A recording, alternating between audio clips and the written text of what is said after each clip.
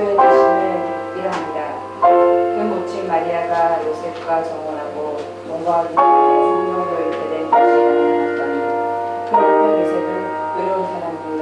저를 드러내지 않냐고 가만히 끊고자 하여 이 일을 생각할 때 주의 사자가 현몽하여 다윗의 자손 요셉아 내 아내 마리아 데려오고서 와라. 저에게 잉태된 자는 성령으로 된 것이라. 그들을 나르니 이름을 예수라 하라. 이는 그가 자기 백성을 저희 중에서 구원할 자이시라.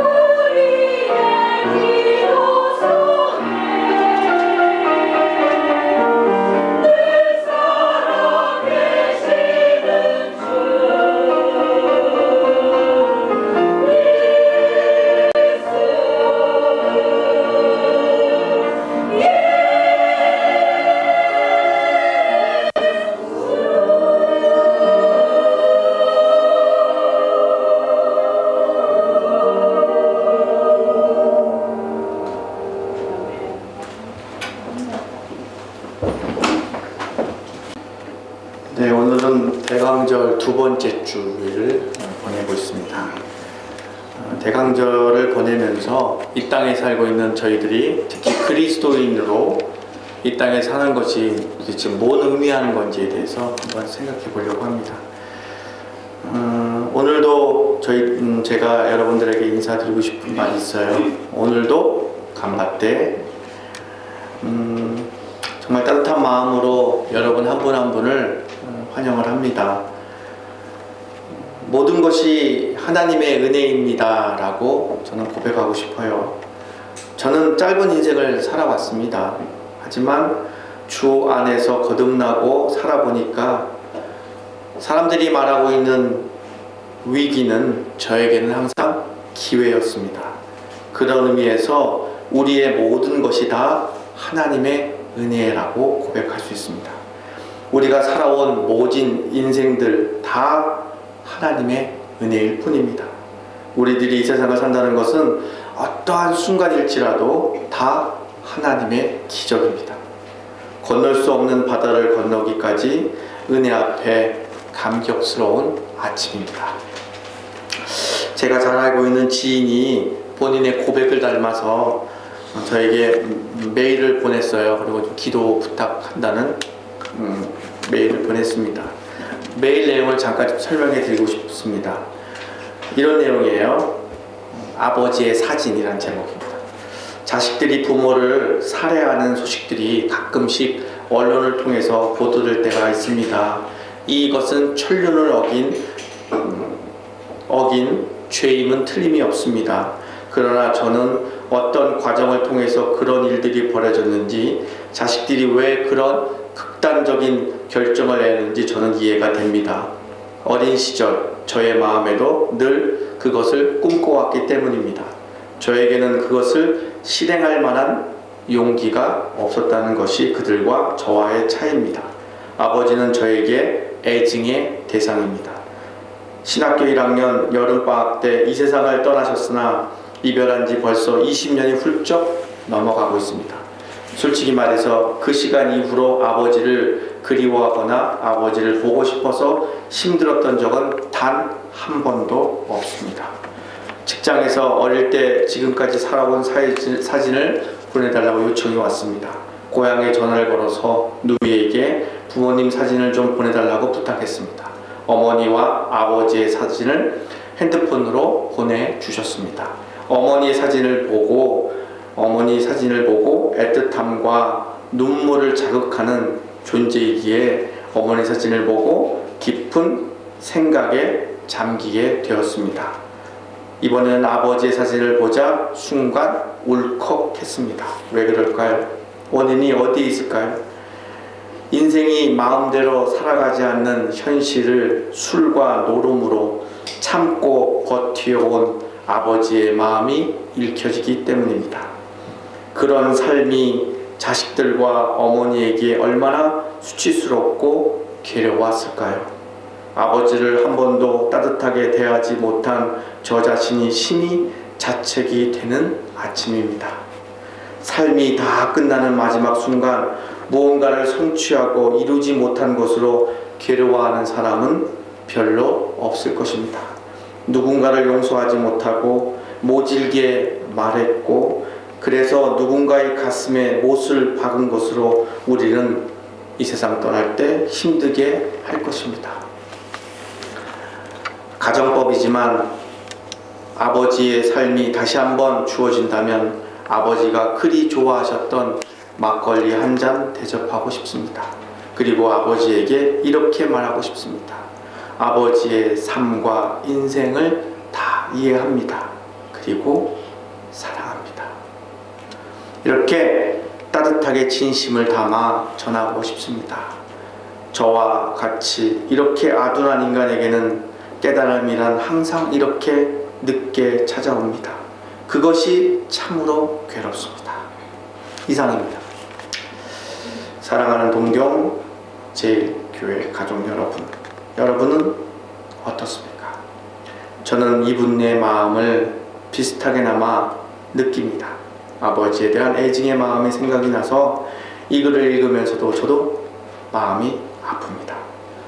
아버지에 대한 미안함이 넘쳐서 지금도 마음이 아픕니다.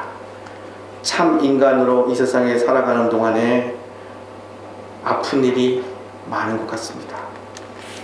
우리들이 이 세상을 떠날 때 누군가를 용서하지 못한 일이나 모질게 말했거나 또는 남의 가슴에 못을 박는 일을 풀어야 할 텐데 어떻게 할까요? 인간으로 태어나면 이렇게 인생의 문제를 가지고 살아갑니다. 근데 두 가지의 유형이 나오죠. 첫 번째 사람은 이런 문제 자체를 외면하고 그냥 들짐승처럼 막 살면서 요행을 바라는 사람이 있습니다. 그런데 어떤 사람은 문제를 풀어가기 위해서 열심히 노력합니다. 예수를 믿는 사람들은 어떤 타입일까요? 우리는 예수를 믿는 사람들입니다. 그래서 세상 사람들은 우리를 보고 그리스도인이라고 말합니다. 예수를 믿는다는 것은 뭘 의미할까요? 결국 내 생각대로 들짐승처럼 요행만 바라고 사는 것이 아니라 예수의 말씀대로 살아가기 위해서 나를 단련시키는 사람을 말할 것입니다. 노력이나 대가가 필요하다는 거죠. 하나님 나라에서는 절대로 공짜가 없습니다. 예수님 말씀대로 산다는 것은 그렇게 쉽지 않습니다. 여러분도 은혜 받고 예수님 말씀대로 살아보려고 애를 쓰지만 참 쉽지 않습니다. 말씀대로 살아보려고 애를 쓰다 보면 첫 번째 우리를 기다리고 있는 것이 성경이 궁금해집니다. 성경을 고민하다 보면 세상 일이 풀어지는 것을 우리가 경험하게 됩니다. 오늘 이 본문은 누르기에 대한 말씀입니다. 예수님의 말씀은 정답이 없습니다. 정답을 얘기 안 해주십니다. 왜 그러실까요? 저도 제 안에 정답이 있어서 여러분에게 정답으로 얘기하시고 이렇게 하십시오 라고 얘기하면 정답이 있는 사람은 다른 사람을 죄인 취급합니다.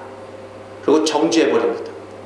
예수님은 우리에게 정답을 얘기 안 하시고 항상 빗대어서 얘기하시는 것은 우리를 그것도 못해 하고 정죄하는 것이 아니라 우리와 똑같은 마음으로 똑같은 심정으로 말씀하시기 때문에 우리가 귀에 들을 수 있게끔 얘기해 주시는 것입니다. 여러분, 세상 살면서 여러분 문득 느끼는 일이 있지 않습니까? 이 세상은 참 죄인도 많고 병도 많고 문제도 많고 사고 사건들이 많습니다. 병원은 점점 커져가고 병원은 부흥해가고 아주 크게 짓는 세상이 되어버렸어요. 제가 병원에 가서 이렇게 앉아있으면 의학도 발달되고 좋은 병원도 이렇게 많고 의사 선생님들도 많고 기계도 많고 로봇으로 수술도까지 하는데 환자들은 줄어들어야 하는데 환자들은 왜 이렇게 자꾸 늘어날까요? 이상하지 않으세요? 이 세상에 살아가는 사람들은 참 불안하게들 삽니다. 돈이 많으면 그 불안하게 살 것이 없는 것처럼 느끼지만 안 그렇습니다. 저는 돈 많은 사람들이 불행한 것들을 많이 봤습니다.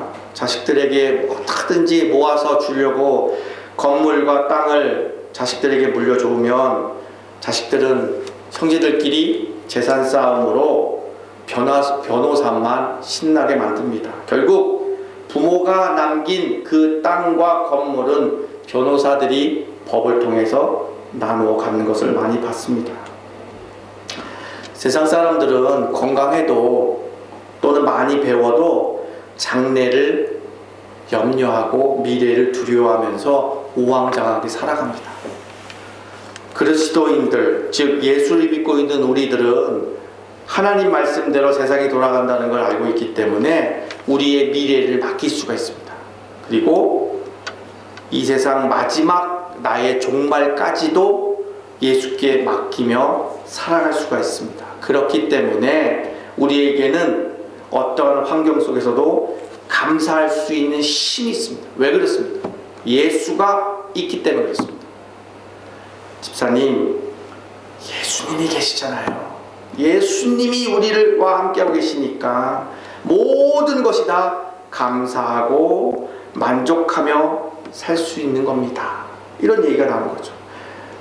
제가 예수를 통해서 거듭나기 전에는 세상을 바라보는 눈이 세상이 왜 이렇게 더럽고 잘못되고 있는 거지? 왜 이렇게 혼란스러운 거야? 세상이 다 타락한 거야? 라고 이런 이야기들을 많이 했고 또 그렇게 바라봤습니다. 그런데 진정 예수를 만나고 거듭나고 나서부터는 제 눈에 이 세상이 왜 이렇게 즐겁고 감사한 일만 있겠습니까? 왜 그렇겠습니까? 오늘 본문을 통해서 예수님은 예수를 믿는 사람들이 누룩과 같다라고 비유로 말씀하십니다. 그리스도인으로 산다는 것이 이 땅에서 뭘 의미하는지에 대해서 말씀하고 있습니다. 예수 그리스도를 믿고 난 이후에 누룩처럼 된다. 누룩이 뭐겠습니까? 변한다는 거 아니겠습니까? 옛날에 시골에서는 술을 담가서 집에서 먹지 않았습니까? 술을 담글 때는 밥에다가 밥을 넣고 그다음 밀기후를 넣고 그리고 반드시 누룩가루 조금을 넣습니다. 그러면 며칠이 지나면 발효가 돼서 변해서 부풀러 올라서 그것이 술이 되는 거죠. 그래서 그 누룩가루는 내용물들을 발효시켜서 변화시키는 역할을 합니다. 그래서 예수님께서도 누룩을 빗대어서 말씀하신 것은 그리스도인들은 예수님으로 인해서 변한다는 걸 말씀하시는 겁니다. 변한다는 걸 뭘 의미할까요? 사실 인간들은 잘 변하지 않습니다.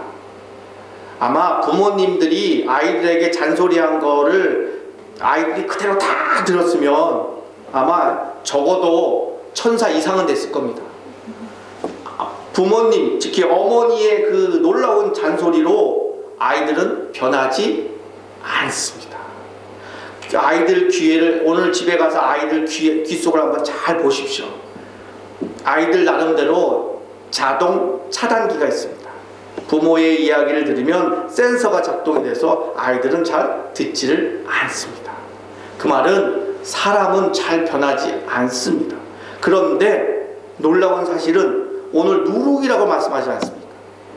누룩은 변화를 말하지 않습니까? 그나마 인간으로 살았던 우리들이 예수 그리스도의 은혜로 예수의 말씀으로 변할 수 있다는 것을 우리에게 말씀해 주시는 겁니다. 변화라는 것은 결국에는 절망적으로 소극적으로 살았던 삶에서 적극적으로 살아가는 삶을 말씀하는 겁니다. 저도 예수님을 만나기 전에 그냥 착한 사람이었습니다. 그죠? 소극적이고 어려움이 오면 피할 수밖에 없는 약한 사람이었습니다. 그런데 진정 예수 그리스도를 거듭나서 진실로 만나고 예수님의 말씀대로 살다 보니까 뭘 경험하냐면 예수의 생명력을 경험하는 겁니다. 죽음을 이기신 예수 그리스도의 생명력을 경험해서 제가 이렇게 변하게 된 것입니다. 저는 옛날에 제가 쓰는 용어가 이런 용어였습니다. 제 아내한테 식사 안 해요? 이렇게 얘기합니다. 참 부정적인 사람이었죠. 같이 안 갈래요? 시장 같이 안 갈래요? 이렇게 참 본능적으로 본질적으로 부정적인 사람이었습니다. 근데 예수를 만나고 나서 제 말이 바뀌었죠. 식사 안 하세요가 아니라 식사 같이 해요. 같이 안 갈래요? 이게 아니라 같이 가요. 오지 않을래요? 이런 말이 아니고 같이 가요. 이렇게 제가 부정적이고 소극적이고 내성적이었던 사람이 적극적인 삶으로 변화된 것은 예수의 생명력이라는 거죠. 예수의 생명력. 예수를 모르고 살면 참 초라해질 수밖에 없습니다. 예수를 모르고 살면 참 안목이 좁아지고 자기 입장만 생각하고 그리고 이 세상만 생각하니까 자기 앞만 보니까 사람이 작아지는 겁니다. 생각도 작아지고 인생도 작아지는 거죠. 그래서 사람들을 만나면 대부분 다 자기 자랑, 자기 과시에 자기 삶에 집중되어 있는 거죠. 그러다 보니까 자기와 같이 옆에 있는 사람과는 항상 늘 경쟁의 대상으로만 바라보는 거죠. 그러다 보니까 자기의 부족한 것을 늘 숨기고 그리고 사람들과의 관계가 단절되는 거죠. 참 초라합니다. 그런데 예수를 믿고 난 이후부터 우리들은 소극적인 삶에서 적극적이 되는 거죠. 뭔가 힘이 뻗치는 거죠. 이 말은 예수를 제대로 만나고 예수를 깊이 알게 되면 이웃과 형제들에게 바라볼 눈이 다른 거죠. 경쟁의 대상이 아니고 그저 주신 사랑을 나누어 주는 대상으로 볼 수 있는 거죠. 사실 여러분 한 사람이 변하면 세상이 변합니다. 여러분 속으로 설마 이렇게 생각하시겠죠? 아닙니다. 여러분 한 사람이 변하면 여러분 한 사람이 예수의 생명력을 경험해서 변하면 세상이 변합니다. 제가 그랬습니다. 제 아내가 변하자 제가 변했습니다. 제가 변하자 저의 가정이 변했습니다. 제 가정이 변하자 제가 섬겼던 교회가 변하기 시작했습니다. 놀랍지 않습니까? 여러분, 여러분의 가정이나 여러분의 자녀가 변화를 일으키려면 먼저 어떻게 해야 되겠습니까? 여러분, 해외 토픽에 이런 이야기를 들은 적이 있을 것입니다. 얼굴 없는 아이. 콜린슨 증후군이라는 희귀병입니다. 이 아이는 미국 플로리다주 잭슨빌 오리진 파크에 살고 있는 줄리아나라는 아이의 이야기입니다. 4살입니다. 이 아이는 얼굴 뼈가 60%가 없는 겁니다. 그래서 얼굴에 난 구멍들이 제대로 없습니다. 숨을 쉴 수도 없고 볼 수도 없고 들을 수도 없습니다. 그리고 음식을 입으로 먹는 것이 아니라 배에 뚫린 튜브를 통해서 음식을 먹습니다. 그리고 이 아이는 균형 감각을 잡지 못해서 걷지를 못합니다. 온몸에 보조장치를 덜렁덜렁 다 달고 삽니다. 그리고 이 아이는 저녁 때 잘 때 눈이 감기지 않으니까 감기지 않는 눈을 위해서, 눈이 건조하지 않기 위해서 부모가 매일 밤 눈에다가 랩을 씌워서 잡니다. 이 아이의 사진을 인터넷에서 찾아보면 특이한 사진이 있습니다. 이 아이를 너무너무 사랑하는 어머니의 모습이 있습니다. 정말 가슴이 뭉클해집니다. 저라면 저렇게 웃고 저 아이를 키울 수 있을까? 아이를 낳는데 그 아이가 얼굴이 없는 아이입니다. 그 아이를 본 의료진들이 이렇게 얘기했다고 그래요. 이 세상에 태어난 아이 중에서 가장 불행한 아이다. 최악의 상태다.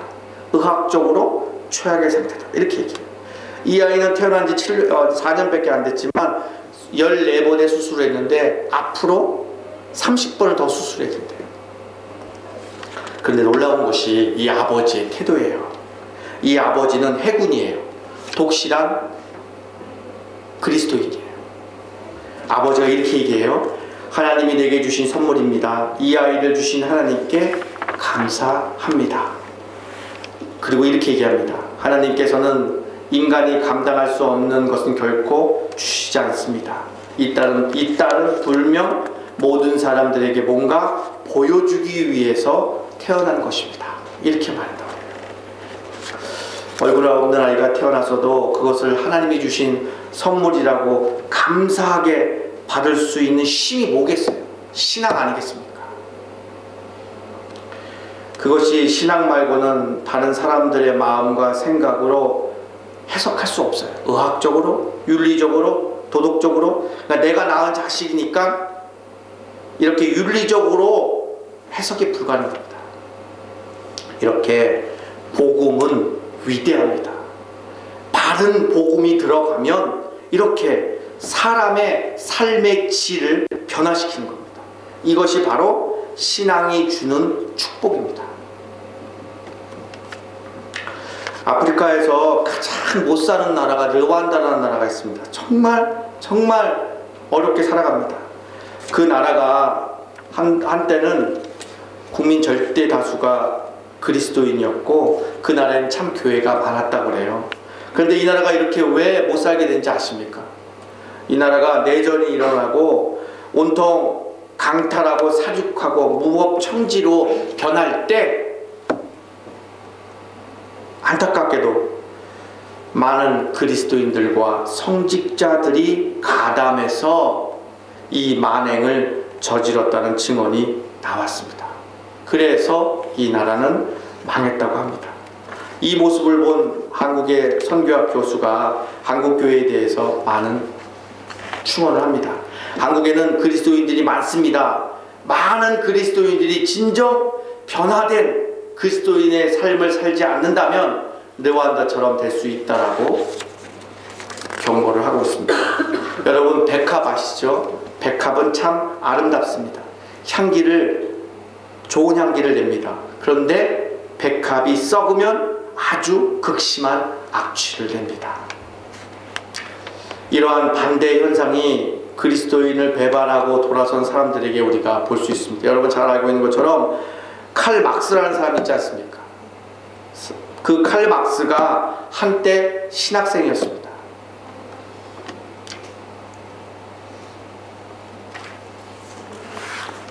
교회에 크게 악영향력을 끼치는 것은 넌 크리스찬이 아니다. 불신자들이 때문에 그런 게 아닙니다. 오히려 그리스도인이면서 그리스도인이라고 말하면서 그리스도인처럼 살지 못하는 그리스도인들 때문에 생기는 것입니다. 오늘 우리는 이 땅에서 그리스도인으로 산다는 것은 변화된 삶을 통해서 이 땅에 뭔가 영향력을 끼치는 겁니다. 그러면 우리가 예수 그리스도를 통하여서 변화된 삶을 통해서 무슨 일을 해야 될까요? 어떻게 살아야 될까요? 여러분 잘 알고 있는 것처럼 스카치 테프 아시지 않습니까? 포스트잇 회사 이름은 몰라도 스카치 테프는 아실 겁니다. 근데 그 회사를 그거를 만드는 3M 회사가 있어요. 그 3M 회사는 지금 한 100년 된 회사입니다. 근데 6만 개의 물건을 만드는데 그 회사에 만드는 물건은 창조적인 것을 만듭니다. 어느 누구도 생각지 못했던 물건들을 만드는 회사가 이 3M입니다. 3M이 6만 개의 물건을 만들었지만 기술은 50가지밖에 안 된다고 합니다. 그런데 어떻게 이렇게 많은 물건을 만들어낼까요? 이유가 있습니다. 이 회사의 모토는 이겁니다. 하나도 하지 않아서 아무 일이 없는 것보다는 해보고 실패하는 것이 더 좋다라고 얘기합니다. 도전하는 거죠. 도전하는 사람만 임원으로 만들어준 회사입니다. 이 회사는 가능성이 15%만 되면 무조건 도전합니다. 돈이 들어가고 시간이 들어가도 실패해도 아무도 뭐라고 하지 않습니다. 가능성 15%만 있으면 도전하는 회사입니다. 그리스도인들은 우리들에게는 예수의 생명력이 있는 겁니다. 예수의 생명력을 통해서 가능성 0%에 도전하는 사람들입니다. 우리들이 눈으로 보기에 절망할 수밖에 없고 되지 않는다고 생각하는 그 일들을 두고 우리들은 도전할 수 있는 겁니다. 예수의 생명력을 가지고 도전하는 겁니다. 그게 바로 그리스도인의 삶입니다. 이렇게 도전하다 보면 저나 여러분이나 세상 사람들이 깜짝 놀랄 일이 생기는 겁니다. 그게 뭐냐? 제가 한국에 있을 때 이런 얘기를 들었어요. 말세야, 이 세상엔 희망이 없어. 자, 가자고! 이런 얘기를 들었습니다. 이 말은 제가 동부제일교회에서 일할 때 매주 화요일 12시에 찾아오는 거지 형님들이 하시는 말씀입니다. 거지들이 교회에 와서 손을 내밉니다. 그러면 교회에서는 1,000원 한 장을 손에 쥐어줍니다. 그러면 그분들이 손을 딱 받고 돌아서면서 말세야 이렇게 얘기합니다. 1,000원 줬다는 거죠. 더 많이 줘야 되는데 1,000원만 줬으니까 말세야, 이 세상에는 희망이 없어. 자, 가자고. 심지어는 자, 한잔 하자 가자고 이렇게 얘기합니다. 동경제일 가족 여러분은 세상을 살면서 세상에 희망이 있다고 보십니까? 희망이 없다고 보십니까? 우리 그 거지 형님이 말씀하신 그 말씀대로 이 세상에는 희망이 있다고 보십니까? 희망이 없다고 보십니까? 빵을 만들 때 또는 밀가루를 반죽할 때 반드시 넣는 것이 있죠. 누룩이죠. 누룩가루를 넣죠. 누룩가루를 넣으면은 그 빵이 아주 부드럽게 되죠. 그리고 맛있고 부드럽고 냄새가 고소하고 보기 좋게 되죠. 그런데 누룩을 넣지 않으면 발효가 되지 않습니다. 그게 바로 무교병이라는 거죠. 무교병은 맛이 없습니다. 그리고 질깁니다. 그리고 빳빳합니다. 왜 그러냐? 숙성이 되지 않기 때문에 그렇죠. 이것이 바로 저와 여러분이 이 땅에 변화된 그리스도인으로 살아가는 의미 중에 하나일 것입니다. 제가 감동을 받은 이야기가 있습니다. 순교사화라는 책에 나오는 내용입니다. 로마 군인들이 그리스도인들을 40명을 물 웅덩이에 빠뜨립니다. 그리고 그 사람들을 칼로 찔러 죽이려고 준비하고 있습니다. 그때 40명은 한 사람도 항복하지 않고 살려달라고 빌지 않고 영광스럽게 찬송가를 부르면서 죽음을 기다리고 있습니다. 그 모습을 지켜봤던 로마 군인들은 한 사람 한 사람씩 감동을 받기 시작합니다. 그때 40명 중 한 명이 뛰쳐나옵니다. 그 모습을 본 로마 군사 중 한 명이 웅덩이 속으로 뛰어 들어갑니다. 그리고 빈자리를 채워서 40명이 순교하게 됩니다. 얼마나 감동적인 모습입니까? 그리스도인이 있으면 이 세상은 맛있고 멋있게 된다는 것이죠. 그리스도인이 있는 세상은, 이 세상은 살만 나는 세상이라는 거죠. 작년에 제가 올해 일본 동북 이와떼현에 갔을 때 이야기입니다. 어떤 성도님이 저희들의 손을 잡고 울었던 기억이 납니다. 그분이 이렇게 얘기합니다. 일본 선교회에서 극복해야 될 문제가 무엇인지 아십니까? 이렇게 물으시면서요, 이렇게 얘기해요. 일본의 성도 숫자가 전체 인구의 1%입니다. 몇 달 전에도 1%였습니다. 3년 전에도 1%였습니다. 100년 전에도 1%였습니다.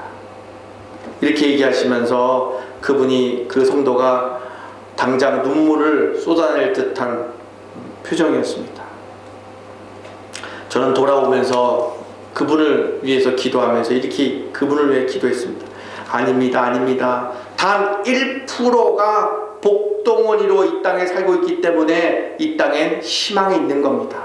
이 땅에 하나님의 긍휼함을 기다리는 수 있는 이유는 바로 복덩어리가 이 땅에 살고 있기 때문에 그렇습니다. 이렇게 기도한 적이 있습니다. 어저께 우리 강민 형제랑 늦은 밤에 카카오톡을 하면서 저에게 이렇게 질문했어요. 우리는 왜 일본에 있나요? 저녁 9시쯤 넘어서 저한테 문자를 줬어요. 우리는 왜 일본에 있나요? 저는 또 여러분은 왜 이 땅에 지금 살고 있습니까? 그리고 왜 그리스도인이라는 이름으로 이 땅에 살고 있습니까? 저도 그 문자를 보고 저를 돌아봤습니다. 사실 저는 여러분이 알다시피 대단한 사명자도 아닙니다. 그리고 일본 선교의 대단한 비전을 가지고 준비했던 사람도 아닙니다. 우리의 인생이나 신앙인의 삶이 언제나 하나님의 인도하심 가운데 걸어온 것처럼 저의 인생도 하나님의 때가 되어서 그분의 크신 뜻을 이 땅에 드러내기 위해서 이곳에 보내셔서 지금 이곳에 살고 있습니다. 우리들은 때가 되면 하나님이 부르시면 하나님께로 가야 할 인생인지라 저는 일본 땅에 일어나는 지진이나 방사능, 민족의 차별 이런 것들은 겁이 나지 않습니다. 다만 우리를 보내신 하나님의 뜻을 이루지 못할까봐 그것이 저를 고민에 빠뜨립니다. 어찌하면 우리가, 어떻게 하면 우리가 누리는 이 기쁨을 이 땅에 있는 사람들에게 온전히 전할 수 있을까? 어떻게 하면 하나님의 뜻을 온전히 전할 수 있을까? 이것이 저의 고민입니다. 사랑하는 동경제일가족 여러분, 여러분들은 왜 이 땅에 살고 계십니까? 이 땅에서 그리스도인으로 살아간다는 것은 무엇을 의미하고 있습니까? 여러분, 진정 아셔야 할 것이 있습니다. 예수를 믿는 바로 여러분들은 죽음을 이긴 예수의 생명력으로 적극적으로 도전하고 또 도전하고 넘어지면 또 일어나 도전하고 쓰러질 때마다 하늘로부터 신비한 힘이 내려와 나를 일으켜서 또 도전하고 도전하여서 이 땅에 복덩어리로 살아가면 이 땅에 있는 사람들에게 희망을 줄 수 있습니다. 그리고 이 세상에 살아가는 사람들에게 감동을 주는 의미 있는 사람으로 살아갈 수 있습니다. 기도하겠습니다. 아버지 하나님, 진심으로 감사드립니다. 나만 알았고 그리고 악하고 약하게 살아갈 수밖에 없는 본질을 갖고 있는 우리들에게 예수 십자가의 그 은혜로 우리를 부르셔서 말과 삶을 변화시키시고, 변화시킨 삶을 통하여서 예수의 생명력을 통하여 도전하고 도전할 수 있는 힘을 허락하시고, 그리고 복덩어리로 살아갈 수 있는 삶을 허락하신 하나님 감사합니다. 저희들의 삶을 통하여 우리 주위에 있는 많은 사람들에게 희망을 주는 사람이 되게 해주시고, 우리의 삶을 통하여서 많은 사람들에게 꿈과 소망을 줄 수 있는 삶이 될 수 있도록 우리를 일으켜 세워 주시옵소서. 감사하고 예수님의 이름으로 기도드리옵나이다. 아멘.